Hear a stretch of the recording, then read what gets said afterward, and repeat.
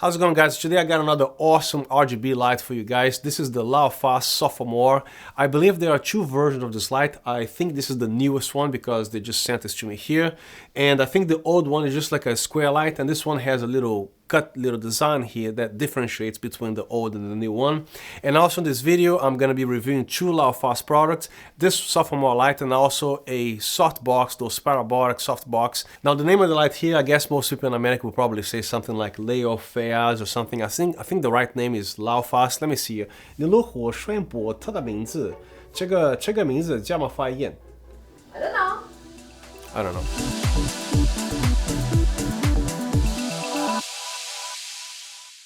So before I start anything here, I'm going to tell you up front everything that's going to go on. I'm going to show you guys the most comprehensive video you can possibly see on YouTube from top to bottom, and also with the other light, as well as how to set up and a lot of techniques how to actually set up a softbox, and showing also, of course, the results from that softbox. So please try to not skip anything, just to sit back and relax and watch the whole thing that I have to say here, because it's going to benefit you in deciding your purchase, because I'm going to go really deep in reviewing these products here. And just a quick disclaimer here, like every other product that I review on YouTube, whether I bought the light or not, this light here they send it to me, plus the softbox, and I do get to keep both products, and that doesn't alter the way I review this light. There's no approvals, they don't get to see the video before you guys do. So all I do here is review the product, my opinions, and I upload the video on YouTube, and that's pretty much it. Now regarding these mini panels here, there are a bunch of lights on Amazon, B&H, everywhere that cost in the average of about $100, some they cost $150, and some of them even cost passing the threshold of $200. The price kind of thing here, I don't really like to advertise on my channel because the price fluctuates a lot. They do sales, sometimes the price goes higher, go lower, but right now it's being sold for $79, and I believe there is a 15% off. I'm not sure if it is applying to this light, but I'm also reviewing the Softbox from LAOFAS again, both on this video here. So for right now, the 15% is applying over there, but when you're watching this video later, this discounts might not exist anymore, so the price can go up and down, just so you know. So I'm gonna go straight to the point here, the two things that everybody wants to know about lights like this, about any light as a matter of fact. How bright the thing is and how well does it perform, whether it is like a hair light or anything else, accents. This is what this light is designed for accents, anything but key light. But you know, if some reason you happen to be somewhere that the only light that you have is this little thing here, you can actually do a key light because it comes also with this awesome silicone diffuser. You cannot break this because silicone does not break and it retains its shape forever. You cannot deform this. So let's talk about brightness here first. All my LED lights that I have, they have more RGBs and CCT lights than this panel has, but I was actually shocked by cranking this up to 100% for an 8-watt panel, how bright this thing is, and also compete with that light over there, for example. It's a portable light, RGB. It has more RGB lights than this one here, and this light keeps up with that one. I'm also gonna be putting them face to face to show you guys the brightness and difference. This light here is in excess of $115, and this light here is $79. That doesn't have the magnet this one has. That one has, I think, 8 effects. This one has 19 effects. And like I said before, they were kind enough to send me this light for me to check it out, but my particular light didn't come with a case, either a soft case or hard case. It comes with the light itself, a diffuser, a USB-C cord to charge the light, and also a cold shoe mount, but no case whatsoever. So I don't know if they have combos there that, you know, it comes with the light and the stuff that I showed you here, or the other combos they include either a hard case or a soft case. So before you buy this light from them, make sure they have the combo that you want, that it comes with the accessories they want. I'm sure they have a, I'm guessing, because all I got was this light with the stuff here. But mine didn't come with the case, and these things are difficult to find on Amazon because of the size and height and everything. But I'm gonna leave the link in the description here if you are interested in, just in case your light doesn't come with the case. I have this case here. They have a isolator, a little flapper here that you can actually mount the light right here. And the accessories here, such as the shoe mount that came, I usually use the foam to protect things from any scratches. And also the little USB charger, that cable that this comes with. So this goes here, and the light goes on the bottom here, and this flapper isolates everything, so nothing will happen to your light. You zip it up, good to go. And this light also features a magnet, and also the whole thing is made of aluminum, and it's very light, and it feels good to the touch here, because on the back here I can see there's like a little film that you can see the writings under a millimeter thin little protective thing here, so the aluminum is actually behind this plate over here. So, and also come with this very nice little LCD panel, in which also you can actually do a firmware upgrade in case they release. There's a possibility to plug this in your computer and also update the firmware, just in case they need to fix something, improve the effects or whatever. Even though this is a no-brainer, here's how to install the diffuser here. The way I would do is because to protect the wheel and everything here. So just to slide this first, and then all you gotta do is press it in, and then this fits exactly like a glove. It has like a little ring thing here that, you know, it fits perfectly. Now you have your little diffuser here, and this is at 1%, by the way, and it looks like this here. So this light can actually be extremely useful even for emergency situations, to do a key light in case of desperation, in case you are camping, you want to do a cool YouTube video somewhere, they don't have your high-end lighting here. You can probably use this as a key light, especially if you keep it at this distance here. I don't see any problem whatsoever. But of course, this is a tiny source. Everybody knows that the bigger the light and the closer it is to you or something, the softer the light becomes. I'm going to give you a 10-second tutorial about lighting, how to make a soft light become hard and vice versa, even with the diffuser on. For example, let's say you're shooting a diamond ring here at a wedding, right? And this light is covering the entire surface here and very close to the diamond ring, for example. This entire light will become soft even if you remove the diffuser. Like this is as soft as if this thing was in here, because this light is very close and it is taking the whole real estate of my hand here.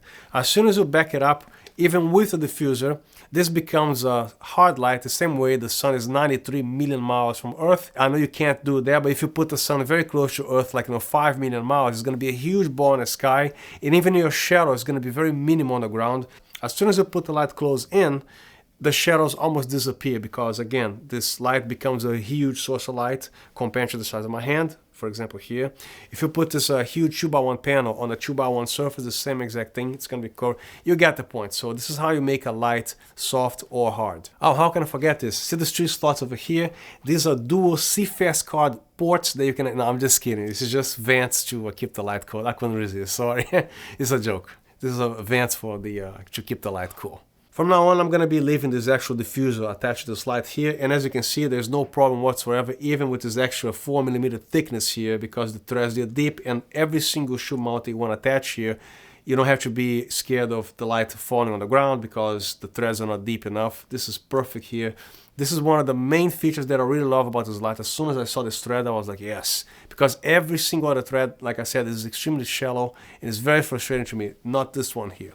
And for $79, what else could you want? This thing got magnets on the back, RGB, CCT, pretty decent design, 19 effects. Now let's have a closer look here with this light, everything that's outside here, how to operate the light and everything. So the power button, a nice OLED display. Over here is the button that controls separately the brightness of the light, so it doesn't get you confused when you operate the light. Over here is your function button here. It goes up and down and also presses in to adjust values or down any values on the light. This is your set button that's going to change to RGB, CCT, effects and everything else. And here of course is your USB Type-C port to charge the light and also to do firmware upgrade on a computer. This light operates internally at 3.7 volts. It comes with a 3000 milliamp lithium-ion batteries, and operating at 100%, you can go at least 1 hour and 35, 1 hour 40 minutes.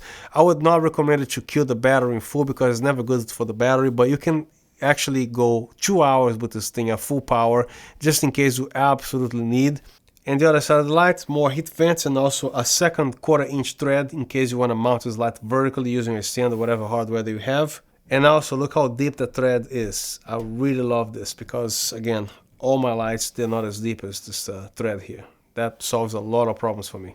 And at the bottom of the light we have more heat vents and also your 1/4 20 threads. Here's your OLED display, and to switch the power on, you just slide this button here. You have the logo, the firmware version, everything appears very quickly there. You probably saw like some channel numbers there and everything. First of all, to access that, you press and hold the set button for a couple seconds, and then you have your channel, and then you go to the function button, press it inwards, and then you have your group, which goes from group A all the way to group F. And press it again. You have your channels from number 1 all the way to number 19. Press it again. It goes back to the group. You press the set button again, takes you back to the regular CCT, RGB and whatnot. Now when you are in CCT mode and you want to adjust the Kelvin color temperature of this light here, I don't know why they made this dial here on reverse mode, because I'll never get used to this, because every other light that I have, when you slide it downwards, of course it's gonna make the light warmer, and upwards is gonna make it cooler, right? But anyway, let me slide this upwards, which is actually downwards here. So this light goes from 2500 degrees Kelvin, now pressing it downwards, all the way to 8500 degrees Kelvin. And then also keep in mind, of course, when you have your regular 5600 degree Kelvin light here, expect some yellow LEDs to turn on, because this is a very cold light on the extremes. So it's normal to see the both LEDs turning on here on daylight mode. Now to go to the RGB, press the set button once, and here's your RGB colors. I'm actually going to be placing this diffuser here on top. I'm also going to be killing my light here so you can actually see what's going on. Now right now I'm on red. When you press the function button inwards, that's when you access your saturation. Let me kill this light again here. And as you can see here, when you mess with the saturation, right now I'm at 100%. And when you decrease the saturation, you notice that you still have plenty of red before you reach the pink colors. So I like this light here because the control of saturation is very, even at 50% you still have some kind of a red here. Because a lot of other lights, as soon as you drop down to 90% and below, the light is already on the actual white on the LED. So I really like the level of control, the saturation here, which you can actually tweak this light pretty precisely. Then you press this red set button here again. This is when you have your separate RGB colors, and including also some secondary colors. Now if you never had a light that has the separate channels here on each color, the red, green, blue, yellow and other colors here, if you only want, for example, the red to take effect, you just make sure every other light color is set to 0. Because as soon as you start playing with colors here, you are actually introducing and mixing the colors. Right now I have the red and the yellow LEDs on. Let's choose another color here, the green now. So I'm gonna actually switch here, and I'm actually mixing now the green, the red and the yellow. So make sure everything here is set to 0 if you don't want to mix any colors. Okay, so I have the blue as 0, the yellow, let's turn it back to the 0. So everything is set to 0 except the R.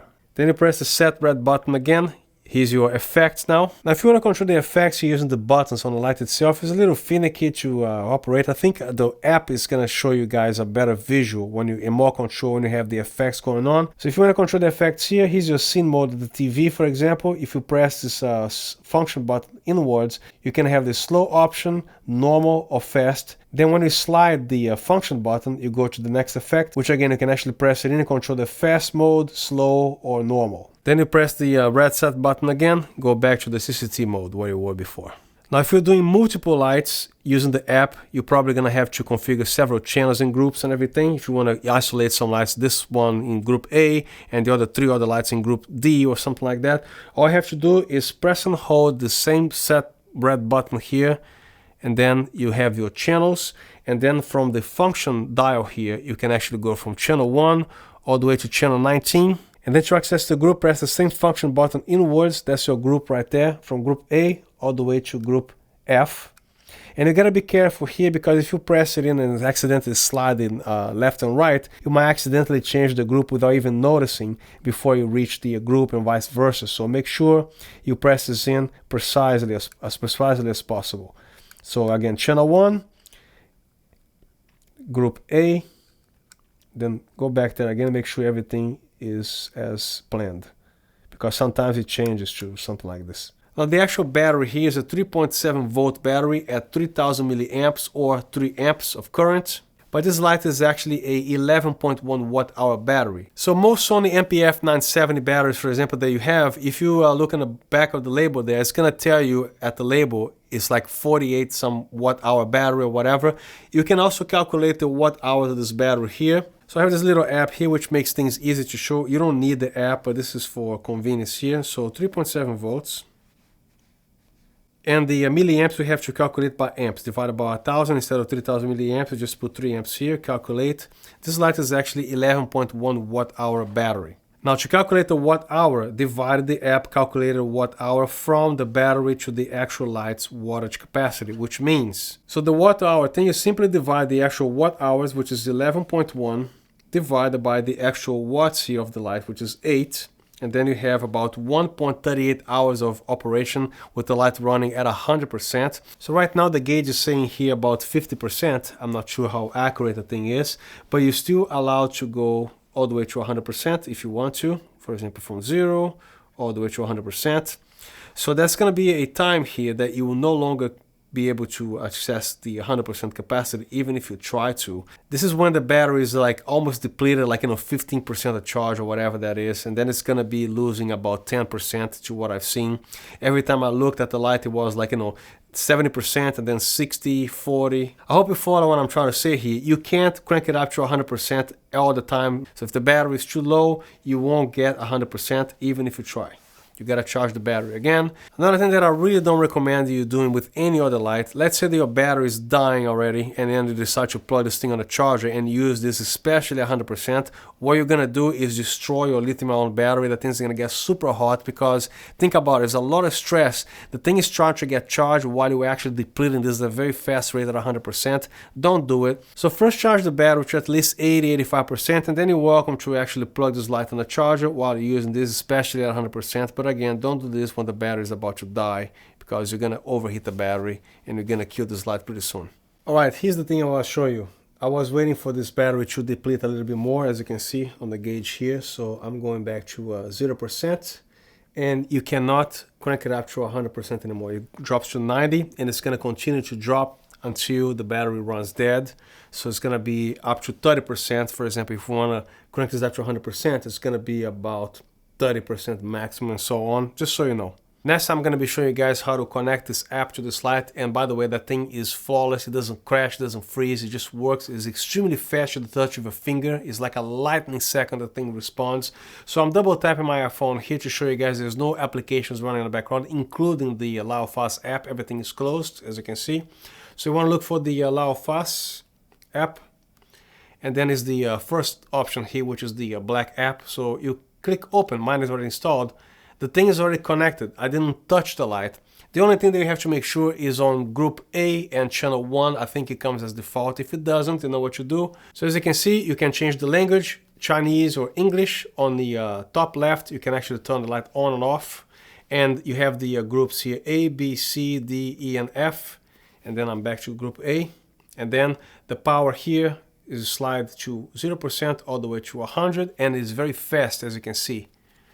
So it's extremely reliable, this thing here. So I'm going to keep it to 1% for exposure purposes here. And then here's your CCT from 7500 degrees Kelvin all the way to 2500 degrees Kelvin. And it also has the shortcuts here, for example, the 3000 Kelvin, 4000 for fluorescence, 52, 5600, 5500 degrees Kelvin, which is technically daylight. And then the cloudy, 7000 Kelvin, custom Kelvin, and also a custom white balance. And then it set what would be white to you, the 5600 or 2500 or whatever. It would be cool if you double tap, it goes back to, actually does it? Let me see, no it doesn't. It would be cool if you actually double tap this to go to the default settings here, for example 5600, instead of you kind of tweaking this way here, but hit cancel anyway. Also notice that the lamp here, the dimmer thing, it changes colors as you go from 0 to 100%. Next, on the middle of the app here, you just tap the HSI, it brings it to the RGB.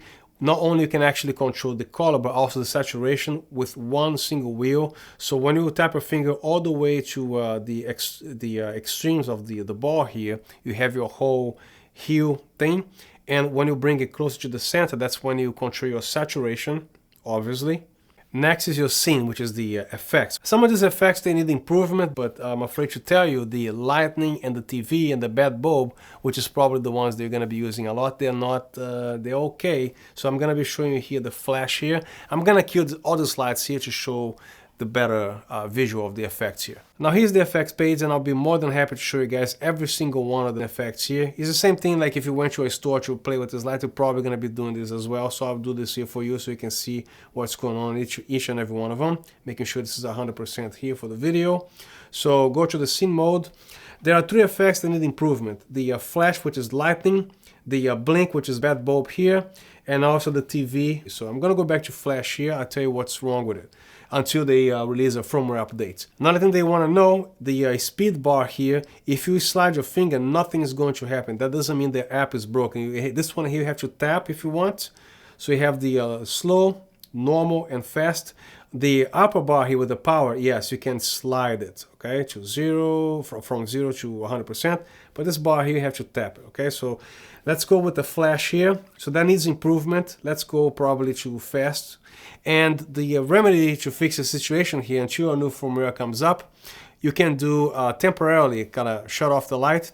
So here's your lightning effect, however duration they want. That works for me. And then your guy does it again. Cool.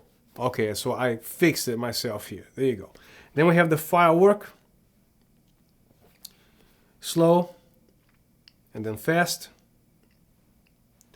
Depending on the effect here, I will leave it on normal or all three effects speeds here. So then we have the burst. Okay. Fast. All right. Then the blink. This is the bad bulb. You probably want to run this as slow as possible. So this one actually you can actually fix the same way by turning off the light. And then here. And then you turn it off. Then you run it again. I don't know. And the flame. So this one here is the candlelight, I would assume. And I'm already set to the slow speed because if you go on a fast, right, that's just not a flame, right? So problem with this flame thing here, at least it's using the right color. It's not using the RGB, it's using the CCT light at the lowest color temperature. But this has to be slower and more gradual, like a ramp, not a flat, like a flashing thing. So this needs improvement. And here we have the filming. Let me put this back to normal. Okay. I believe that's paparazzi. I don't know. What do you think? Maybe fast? To me, it looks like the paparazzi effect. They're just putting a weird name here. Now the TV is another one that needs improvement because I don't know what TV does the whole CCT, but some RGB lights here. Let's go on a slower, but that doesn't work. And the welding, in my opinion, should be the RGBs. Or some blue or something, or some red, I don't know. And fast. And then we have the curve 1. Then curve 2. Curve 3. And curve 4. The CCT should vary from 2500 Kelvin to 80-some-hundred Kelvin. Let me go to the fast mode here. Yeah, that's what I thought. Back to normal. Here you have the police car, which they call alarm, and then slower, and then faster. I would say either play as normal or slow. Then we have the movie here. I guess let's play faster, see what it does.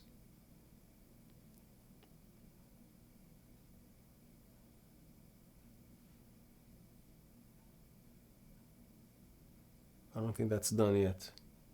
Is it? I don't know. And the rainbow. Pretty cool.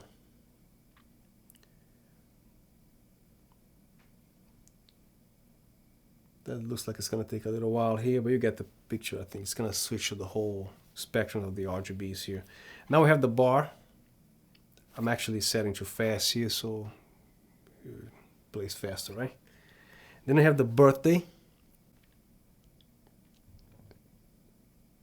Okay. You can't adjust the color, just this red here. So then we have the fairy tale. That's a nice, beautiful one here too. Very useful, especially when you run a slower speed, whatever. You know, this is actually nice. Anyway, the grassland now. Let me do fast to see what it does. Okay. Then we have the surf. Obviously, the cyanish kind of color, bluish. Okay. Then aurora. Then you have your single colors: red, orange, yellow, green, cyan blue, blue, and purple. So very nice. The only effects really that needs improvement, because a lot of people, I'm sure they're gonna complain, is the lightning. That needs improvement. And then the blink, which is, I guess, the bad bulb, that needs improvement. And the TV also. So those three are the critical ones here. Everything else is like, you know, whatever effect you can use for several things. But the flash bed bulb and the TV definitely needs to be improved with the firmware updates. Now I'm gonna be quitting the app completely. And then I'm gonna recall the app and leave it to CCT mode. Do this here, turn it off, quit the app again because I wanna make sure when I'm gonna shoot this thing is not gonna dump on me. So, okay, turn it back on. So everything is flawless. Your RGB here, your scene, effects or whatever, go back to CCT. I wanna do this one more time, just to be sure. Everything initiates very fast, very nice. So everything with this light is amazing. The application works. Everything here is very intuitive, very simple to access and use everything. This parabolic softbox, they're kind of huge, so I have to widen the lens and back everything out here so you can see what I'm doing. I also have another example of a parabolic softbox that I've been using for quite a while, but there's a lot of things here that I don't like about it, and the LAOFAS does not have what I don't like about this parabolic softbox here. I'm actually reviewing the 34.5-inch LAOFAS parabolic softbox, and this is actually a 24-inch parabolic softbox. So let me start showing you this one here first. So this one is the system that you have some kind of umbrella here going on here, and sometimes when you mount it, it doesn't mount it, so you have to do several times, but today is behaving okay. And also what I don't like about the softbox here, that's not a problem with this LAOFAS, is because of the structure here, because of the umbrella assembly. So the light gets cut off here somehow, and I really don't like it. It also casts a very nasty dark shadow here, so the lights are more like on the side, not a whole lot on the front. And the LAOFAS, the way it is set up, the light passes right through because the ring on this thing, as you can see, there's nothing to block the light. So the light is gonna pass through here 100% and reflect all the way to the silver material here. And this softbox also has 3 layers of diffusion. The usual little disc that's in the middle here, so the light hits there first. And it's not that white, it's like a semi-transparent, which allows more light to go through. And then on the other side here, you have 2 diffusers. They are very close to each other, about probably a 1/4 inch from each other. So you can choose like a semi-diffusion or a heavier diffuser here, which is the one that you see in the front here that allows even more diffusion. But keep in mind that the more stuff that you put in here, you're gonna cut off lights because the light gotta pass through all these diffusions here. So if you don't need a lot of diffusion, you can actually yank this out of here and just leave the diffuser that's behind this one here. This one happens to be a 24-inch parabolic, and this one that I'm reviewing is actually 34.5, and this feels heavier by a pound or so than this one here. I don't know how this happened, but I can feel in my arms. This is slightly heavier than this one here. Now here's a standard softbox that comes like this and requires a speed ring like this. So the amount of pressure, especially when you go on mounting the 3rd rod, it can become so very difficult to set up, especially to remove everything. It's a lot of pressure, and a lot of people I've seen on YouTube, they actually remain with this softbox set up because they don't know how to take it down. This is extremely easy. I take about less than 8 seconds to take this apart and less than 15 to put it in here. And the reason I'm showing you this here is because you can actually use the same technique, even though that's not required on this type of softbox here. It requires no effort to assemble the softbox, but I'm gonna show this one here anyway. So you just open the softbox. As you can see, I don't remove anything. All the baffles are here. This is a regular newer softbox here. So all you gotta do is hold this thing in the air like this, and then you choose the ring that you want here, and then put it against your stomach, right?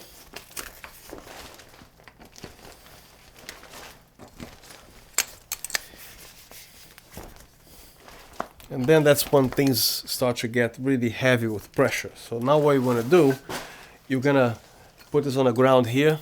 Let me adjust my mic. And you want to bend this like this, and then you gotta finish it like this, and the whole softbox is assembled. So it looks easy because there's a technique for this, because actually to put this in here is very difficult if you don't bend the rods or if you don't do the push and you know, I don't know how to explain here because we're not reviewing this type of softbox today. I'm just gonna let you know how I deal with these things here. Now to disassemble here, bend this 0, 1, 2, 3, 4.5 seconds. I actually undid this softbox here. Now that bending method is not required for the softbox, but I still apply the same method here because this will prevent the rods from getting damaged somehow. So the softbox here is the same procedure. You make sure all the velcros are unvelcroed, right? So once everything is loose like this here, that's when you start assembling the softbox here. So this particular one here, as you can see, there's a bunch of rods, and I like the fact that this looks like it's gonna last a long time because, as you can see, the rods, they're not bent, they're straight, because some cheap softboxes, when the first time that you assemble and then you disassemble, you see the rods already pre-bent, right? These rods, they are straight, and I used the softbox at least 4 times before I made this review here. Don't grab it from this wire here, try not to. See the sticker part here? Just try to grab only from here. All you gotta do is bend upwards, and you hear a click here, so you have this thing here. To disassemble, you just push this out, and this thing is gonna collapse again here. So I'm gonna use the same technique as soon as this starts getting filled halfway here. So I'm gonna bend this on the ground, which also reduces the stress on the rods and also reduces the amount of force, which requires minimum force anyway. So it's even less force to actually mount the softbox here. So I'm gonna start. I'm doing this with one finger. It already clicks. Look how quick that is.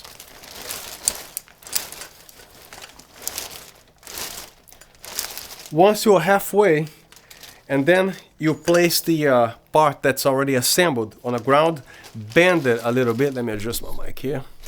You want to bend it a little bit, slightly, just the weight of the softbox itself, it's already bending the rods, which is great.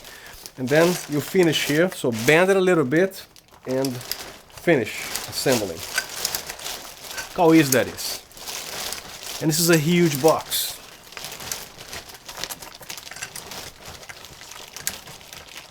And that's that. Fully assembled. Now you want to check if everything is cool. All the rods are here, looking good. And then you want to Velcro this up. It's a rather tight fit, but it fits okay. If you want to do this extra need, these Velcros, they're really tight. You can actually put your arm inside the ring here and actually finish the Velcro this way. So it stays like this, nice and neat, right? And 2 more to go. There you go.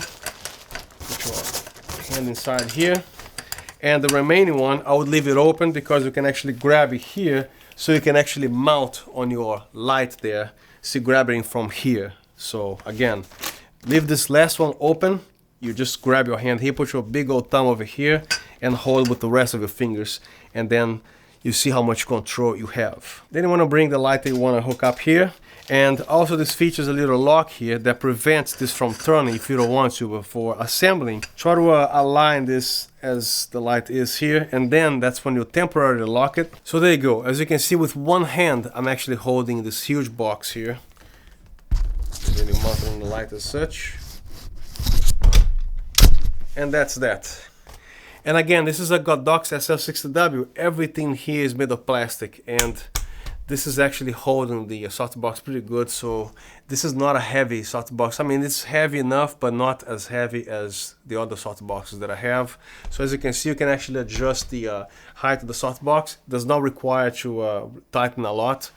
So this way, you can put it all the way to 45 degrees. As you can see, it's not wanting to sag or anything like that. So when everything's set up here, you can actually unlock this little ring here, the locking ring, and then you can actually freely turn the softbox. I actually like the logo. I want to keep the logo in there. So then you finish with this Velcro here. So you can't put your hand here anymore, so it's still actually close pretty good. And now to tilt the softbox, even though this is all plasticky mounted here with the 60W, and then look how easy that is and how effortless this light is holding the softbox. It doesn't even want to sag. You see that? It doesn't do, you know, because my other softboxes, they're heavy. I can't even install this here because this light is gonna be struggling. So with this light here, you can put it any position. Now, if you are on break, don't leave these lights here on this position for a long time because stress is gonna do this to the light. There's no need for that. So the best position, if you don't want to remove the softbox, all you have to do is keep this at this particular level here.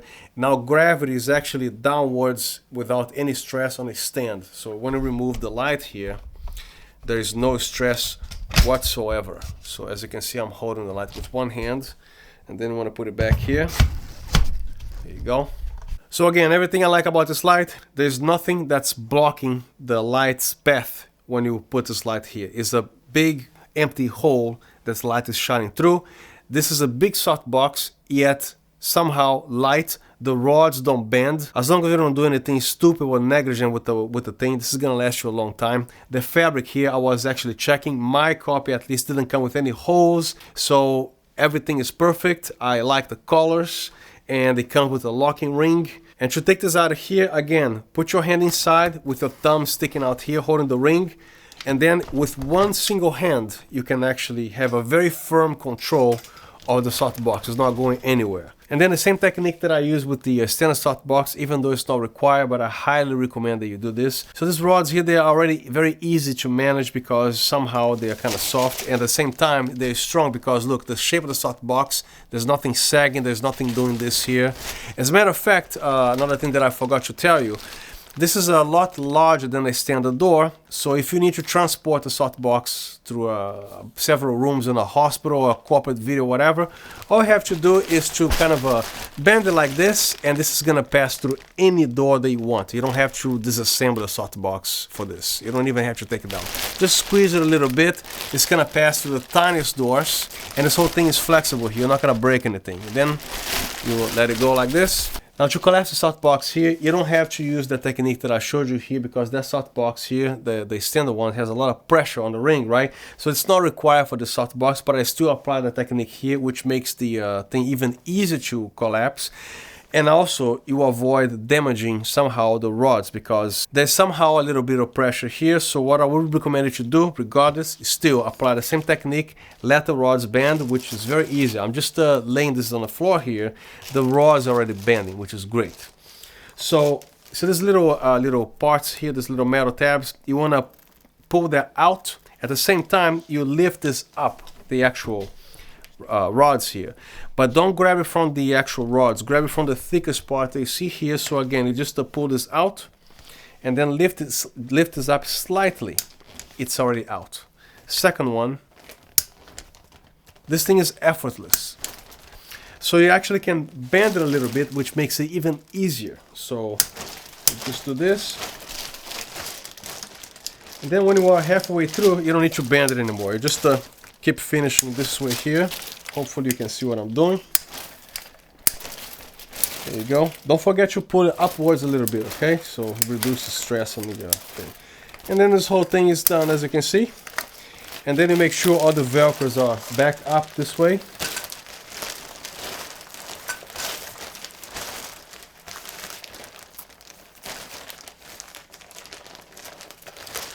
And then you don't need to remove any of these diffusers here. Leave everything the way it is. Put the thing on the ground like this. Just try to fold it. At the same time, pushing the fabric down here until it looks like this. And you kind of hug it like this a little bit, and then you grab it like this here. And then to put it back on a case there on the bag, you starting with the ring part first this way, and then lay it flat on the bag this way. When you take this out of the bag, grab it from here first and then slide it this way, and it comes out very easily because that bag is very tight fit. It actually has a lot of space, but between this extremes here is already tight fit. And it also comes with the grid, which, by the way, you should never grab it from the actual little squares there. Always grab from the edges of the thing and never yank that out because Velcro is a powerful thing if you don't want to break that. Now to install this grid here, I'm also going to show you another thing that I really like it because they actually made it very easy to unroll this and to put it back, because my other ones I need a flat table to do this, and this particular grid that they have here, I don't even need that. It folds like this without any table. You can put it back on a plastic like this. See how easy that is?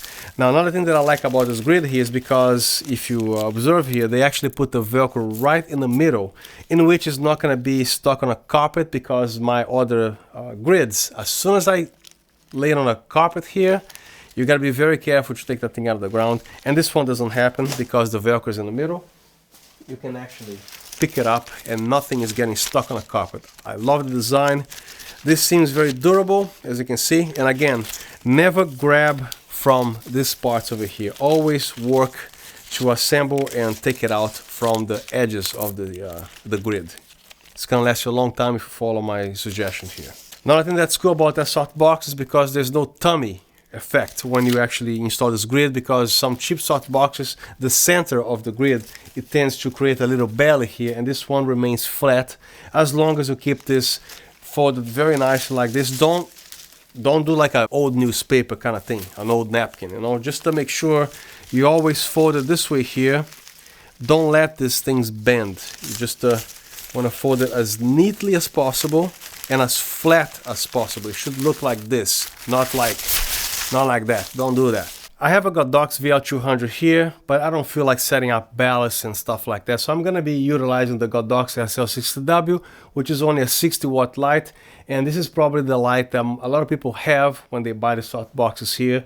So if the 60 watts is gonna shine enough light for you to have a beautiful key light with still maintaining the low ISO and even an f4 aperture, you can already imagine how bright this is gonna be when the light is cutting through all this diffusion here. If that already looks good, imagine what a VL200 or Aperture 300 or Aperture 600 can do with a softbox, right? So I'm gonna be using the SL60W instead, and I'm gonna put this back in the case. Now I'm gonna show you guys the quality of light that's coming out of this LAOFAS softbox here. The light overall is very even, very clean, and this is a big softbox, and also the closer you put to the subject or whatever it is you're shooting, and the bigger the light source, the softer the light will become.